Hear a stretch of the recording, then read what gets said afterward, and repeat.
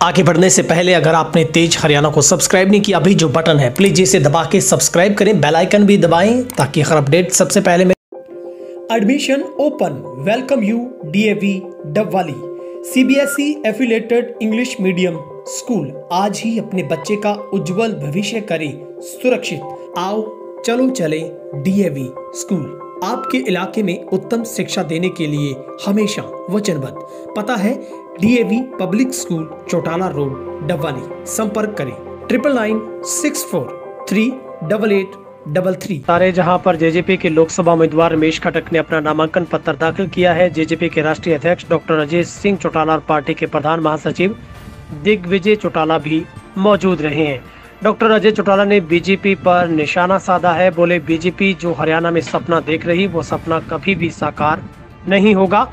दुष्यंत चौटाला पर जांच के सवाल पर बोले अजय, फाइल सरकार के पास, जब मर्जी जांच करवाए। सिरसा लोकसभा सीट से जननायक जनता पार्टी के उम्मीदवार रमेश खटक ने आज अपना नामांकन पत्र दाखिल किया है।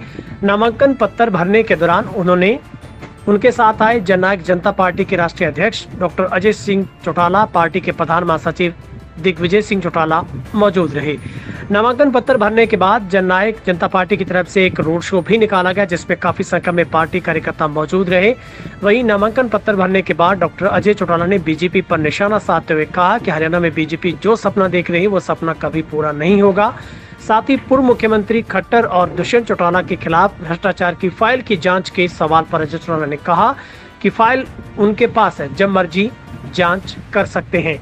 चौटाला ने कहा कि पूर्व मुख्यमंत्री दुष्यंत चौटाला के खिलाफ जांच की बात कर रहे हैं, पहले वे बताएं कि उनकी हैसियत क्या है।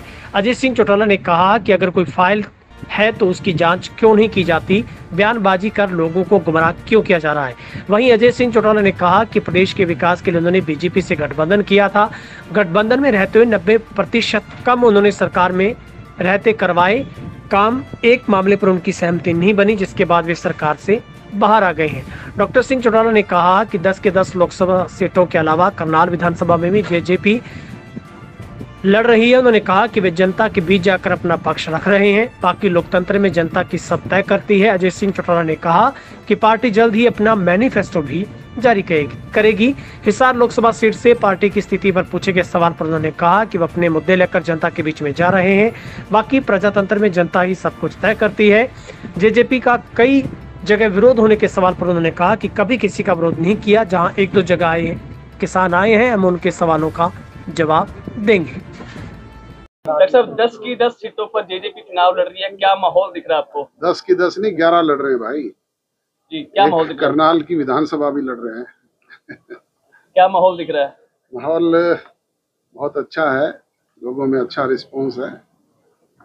बाकी तो प्रजातंत्र में जनता फैसला करती है। क्या मुद्दे लेकर चल रही है जजपा? मुद्दे अनेक हैं जो हम अपना मैनिफेस्टो जब जारी करेंगे तो सबसे पहले आपको दिखाएंगे। बीजेपी 10 के 10 सीट जीतने का दावा कर रही है। बीजेपी तो 400 पार का नारा भी लगा रही है, 75 पार का भी लगाया था। स्थिति क्या है वो आप हमसे ज्यादा जानते हैं। गठबंधन टूटने के बाद जेजेपी पहली बार चुनाव लड़ रही है, क्या समीकरण देखते हैं आप? गठबंधन टूटने के बाद नहीं, गठबंधन से पहले भी हमने अलग से चुनाव लड़ा था। गठबंधन तो हमारी शर्तों पे हमने हरियाणा प्रदेश के विकास हेतु किया था और हमने अपनी कंडीशंस पे किया था, जिनमें से 90% हमने सरकार में रहते हुए पूरी करवाने का काम किया। एक पे हमारा मामला बिगड़ा, तब हम गठबंधन से अलग हुए। भाई साहब, 2 चरणों के चुनाव हो चुके हैं, तीसरे के 7 मई को होने। 2 चरणों के बाद आप पूरे देश की स्थिति किस तरह से देखते हैं? अब देश की स्थिति का आंकलन करने का पैमाना मेरे पास तो नहीं है, क्योंकि मैं तो हरियाणा प्रदेश में सक्रिय हूँ। पर यहाँ का कह सकता हूँ कि भारतीय जनता पार्टी जो सौपन देख रही है वो उनके साकार नहीं होंगे। आपकी धर्मपत्नी नैना चौटाला जी भी वहां से चुनाव लड़ रही है हिसार से, क्या समीकरण देखते हैं? चौटाला वर्सेस चौटाला ही सारे चुनाव लड़ रहे हैं वहाँ? नहीं, जयप्रकाश भी है वहाँ मैदान में। सारे चौटाला वर्सेस चौटाला थोड़े ही है। वहाँ जेजेपी की क्या समीकरण देखते हैं? स्थिति तो आपका आंकलन करने का तरीका है। हम तो पब्लिक में रिक्वेस्ट कर रहे हैं, लोगों के बीच में जा रहे हैं, अपने मुद्दों को लेकर के। फैसला प्रजातंत्र में जनता करती है। एक भाई साहब, गठबंधन से बाहर आने के बाद लगातार दुष्यंत को टारगेट किया जा रहा है भारतीय जनता पार्टी की तरफ से, क्या मानते हैं क्यों इस तरह से बयानबाजी की जा रही है? वो तो उनसे पूछो क्यों कर रहे हैं, जो करते हैं उन्हीं से पूछो ना, हमसे क्या पूछना है। हम तो कहते हैं अगर कोई बात है तो फाइल उनके पास है, जांच वो करने वाले हैं, करो ना। फिर रोज रोज बयान दे करके लोगों को गुमराह करने का काम क्यों कर रहे हैं। मनोहर लाल जी अब सीएम नहीं है, लेकिन फीलिंग अभी भी सीएम साहब क्लियर है। सीएम नहीं, वो आम मतदाता है, विधायक भी नहीं है अब। और वो बात करते हैं चीफ मिनिस्टर के खवाब की, चीफ मिनिस्टर जिस तरीके से आदेश करते हैं उस तरीके से जांच करवाऊंगा, ये करवाऊंगा। उनकी हैसियत क्या है, पहले वो अपनी हैसियत तो बताएं। गांवों में किसान विरोध कर रहे हैं कुछ उम्मीदवारों का। मुझे तो कहीं कोई विरोध लगा नहीं, मैं तो निरंतर फील्ड में हूँ।